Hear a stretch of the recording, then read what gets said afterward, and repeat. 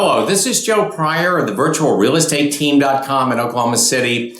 You know, something is happening in Oklahoma City right now, not to a terrific extent, but there is one sector of the market that we are certainly concerned about, and that is the energy sector. Now, the things have changed a lot since 1982 when we had an energy meltdown here and in Texas, Louisiana, and other states.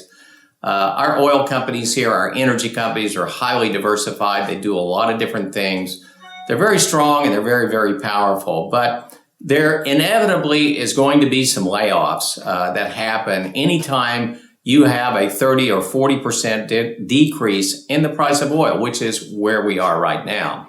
Now, first of all, oil is not exactly something where, you have huge losses in the cities. Where we've seen losses or out in the countryside where, if drilling is down and you happen to be a roughneck or something of that nature, or even somewhat oil servicing, if the rig count is down, then there is going to be layoffs there. So in the rural areas, we've had some issues. However, there is always trimming the fat in any situation in the major oil companies. And we have some pretty large companies here in terms of Devon, one of the biggest, Continental Resources, which developed the Bakken Shale in North Dakota and also has developed the Scoop in Oklahoma, which is 2.5 times the size of the Bakken, Chesapeake Energy, among others. And we're seeing some layoffs. They're not huge layoffs, but we just saw recently about 600 people get laid off from Chesapeake. And so what I want to do right now is speak to the people that are going, wow, I'm in the energy business. I've just lost my job. I may not have the skills to go elsewhere. And so what do? I have a severance, but that severance is only going to last so long. And maybe I've maxed myself out. And we see this happening all the time. And it hasn't stopped, post 2007, 2008 meltdown. People don't think there's a tomorrow. They think they've got a great job. They have a tremendous income. And all of a sudden a downturn happens. And so what do you do in a situation like this?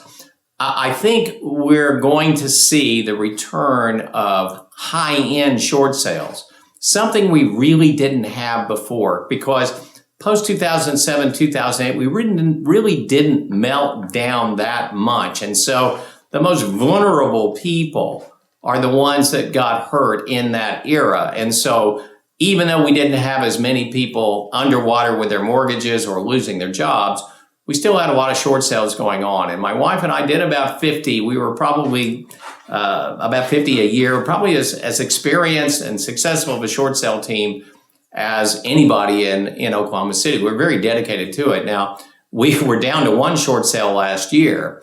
And so what I'm really trying to tell you is that if you're one of these people, you need to know what your options are. And even if we don't ultimately do a short sale, then I want you to know that we're here to help you and give you your options.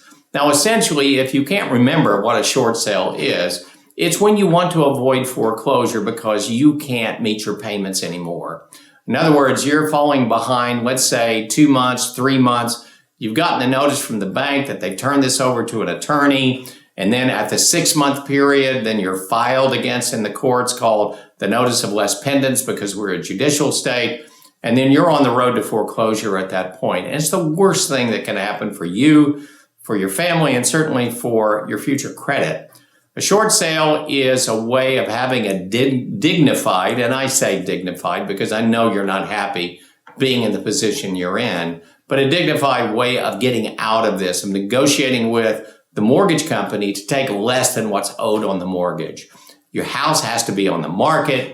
You have to cooperate properly with a real estate agent. It's something that, if you're in this position, it's not like we look at this as a concept or something that we really are excited about doing again.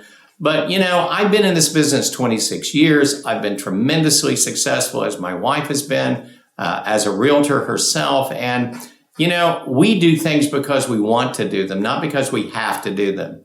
And so are short sales hard? Yes, they're extremely hard. Are there something that can be important in terms of saving the dignity of a family, lessening the blow of a credit hit, getting them back on the road to recovery and to a better credit rating, the ability to buy a home again? Yes, that's the case. So this segment of the market is something that I'm a bit concerned about. I know it's a little premature because this has just happened recently, but I know it's going to happen because that's just human nature. Some of us just really think that everything is always going to be okay. And, you know, we want to help you. We want to give you the proper advice. So if you need something about what to do to avoid foreclosure or to do some future planning on this, please contact us because this is something we're very concerned about in terms of helping you and helping your family. This is Joe Pryor of the virtualrealestateteam.com in Oklahoma City, where we deliver traditional real estate values at the speed of technology.